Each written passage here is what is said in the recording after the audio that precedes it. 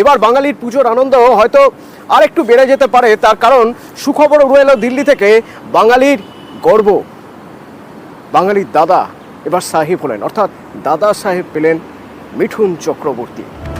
মিঠুন চক্রবর্তী দাদা সাহেব ফালকে সম্মান পেলেন। এই যে সম্মান তাকে দেওয়া হবে 8ই অক্টোবর শারদীয়া এই মরশুমে বা উৎসবের এই মরশুমে। নিঃসন্দেহে বাঙালির গর্ব করার মতো একটা বিষয় তো বটেই, কারণ এতদিন ধরে একজন মানুষ যেভাবে বলিউডে, এবং শুধু বলিউড কেন বলবো, যেভাবে চলচ্চিত্র আঙ্গিনায় নিজেকে মেলে ধরে এসেছেন, একের পর এক জাতীয় পুরস্কার, এবার সর্বোচ্চ পুরস্কার চলচ্চিত্রের, ভারতীয় চলচ্চিত্রের সর্বোচ্চ পুরস্কার দাদা সাহেব ফালকে সম্মানিত হলেন মিঠুন চক্রবর্তী।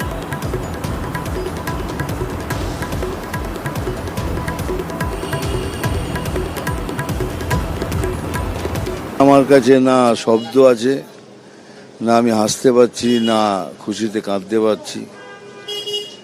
একটা কলকাতার অন্ধ গলি থেকে উঠে আসা ছেলে, বোম্বেতে ফুটপাতে থেকে লড়ে আজ এখানে এসেছি। তাকে এত বড় সম্মান দিলে সে কি বলবে, কিছুই বলতে পারে না। আমি বাকরুদ্ধ হয়ে গেছি।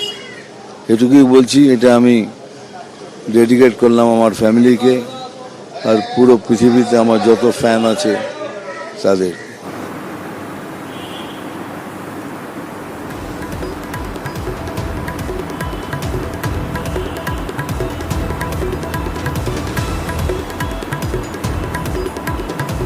মৃগয়া ছবির জন্য প্রথম জাতীয় পুরস্কার পেয়েছিলেন মিঠুন চক্রবর্তী। মৃগয়ায় তার সহ অভিনেতা, তার সঙ্গে কাজ করেছেন মমতা শঙ্কর। মমতা শঙ্করের কি প্রতিক্রিয়া আজ যখন দাদা সাহেব ফালকে সম্মান ঘোষণা হলো মিঠুন চক্রবর্তীর জন্য? আমার যে কি আনন্দ হচ্ছে আমি বলে বোঝাতে পারবো না। সে মিঠুন এই অ্যাওয়ার্ডটা পেয়েছে, আর এটা এত মানে এত খুশি হচ্ছি, কারণ ও যে এত ভালো, এমনিতেও ভালো, আর কিরকম অ্যাক্টর সে তো বলার অপেক্ষা রাখে না। তো সে একদম যথাযথ আমার মনে হচ্ছে যে ও ডিজার্ভ করে এই অ্যাওয়ার্ডটা। আমার সহকর্মী মানুষ আমার সঙ্গে রয়েছেন। মানুষ, জাতীয় পুরস্কার এর আগেও এসেছে মৃগয়ার জন্য, তাহাদের কথার জন্য, গুড়িয়ার জন্য, কিন্তু এই দাদা সাহেব ফালকে বোধহয় একটা আলাদা মানে রাখে, কারণ সারা ভারতের চলচ্চিত্রের শ্রেষ্ঠ সম্মান হিসেবে দাদা সাহেব ফালকে, সেই দাদা সাহেব ফালকে আমাদের বাঙালি দাদা মিঠুন চক্রবর্তীর হাতে। কিভাবে দেখছো? একদম অতনু, তুমি যেমনটা বললে, জাতীয় পুরস্কার পদ্ম সম্মানে তিনি আগেই ভূষিত হয়েছেন। অর্ধ শতাব্দী জুড়ে কিন্তু ভারতীয় সিনেমা তার গুরুত্ব অপরিসীম, এবং সেই ক্ষেত্রে বলা যেতে পারে যে সর্বোচ্চ সম্মান অর্থাৎ দাদা সাহেব ফালকে পুরস্কার, চলচ্চিত্রের ক্ষেত্রে বলা যেতে পারে, সেটা প্রদান করা হচ্ছে 8 তারিখে মিঠুন চক্রবর্তীকে। আমরা মিঠুন চক্রবর্তীর প্রতিক্রিয়া দর্শকদেরকে শুনিয়েছি, এবং টেলিফোনে কিছুক্ষণ আগে যখন যোগাযোগ করেছিলাম, আজকে কিন্তু পাথুরিয়াঘাটের রাজবাড়িতে শুটিং করে চলেছেন মিঠুন চক্রবর্তী, এবং হাসতে হাসতে জানালেন তিনি টেলিফোনে যে আমি আপ্লুত, এবং এটা আমার পরিবার এবং ফিল্ম ইন্ডাস্ট্রি সকলকে উৎসর্গ করছি। পুরস্কার অবশ্যই আনন্দের, তবে জীবনের শেষ দিন পর্যন্ত কাজ করে যেতে হবে। অর্থাৎ কাজকে গুরুত্ব দেন যে মানুষটা, তার হয়তো এই সম্মান প্রাপ্য। এই জন্য আমরা দেখতে পাচ্ছি যে অভিনন্দন এবং শুভেচ্ছার বন্যা বয়ে যাচ্ছে। প্রসেনজিৎ চট্টোপাধ্যায় থেকে শুরু করে ঋতুপর্ণা সেনগুপ্ত সকলেই কিন্তু ফিল্ম ইন্ডাস্ট্রি তাকে শুভেচ্ছা জানিয়েছেন। এবং মিঠুন চক্রবর্তী আমরা জানি যে প্রায় অর্ধ শতাব্দী ধরে ফিল্ম ইন্ডাস্ট্রির সঙ্গে যুক্ত, তার মৃগয়া রিলিজের 50 বছর পূর্তি হতে চলেছে, এবং এই সময় এরকম একটা সম্মান তিনি পাচ্ছেন, এটা তিনি নিজেও মনে করছেন যে একটা বড় প্রাপ্তি। এবং মমতা শঙ্করও যিনি জানালেন যে যেটা যে তার কাছে একটা বড়, কারণ 50 ইয়ার কমপ্লিট করতে চলেছে মৃগয়া। নিঃসন্দেহে মানুষ এক বড় প্রাপ্তি।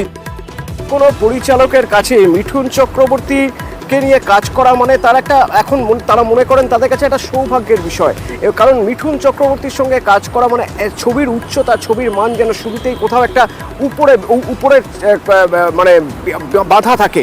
ঠিক এইরকম জায়গা থেকে আমরা যোগাযোগ করেছিলাম গৌতম ঘোষের সঙ্গে, যোগাযোগ করেছিলাম কমলেশ্বর মুখোপাধ্যায়ের সঙ্গে।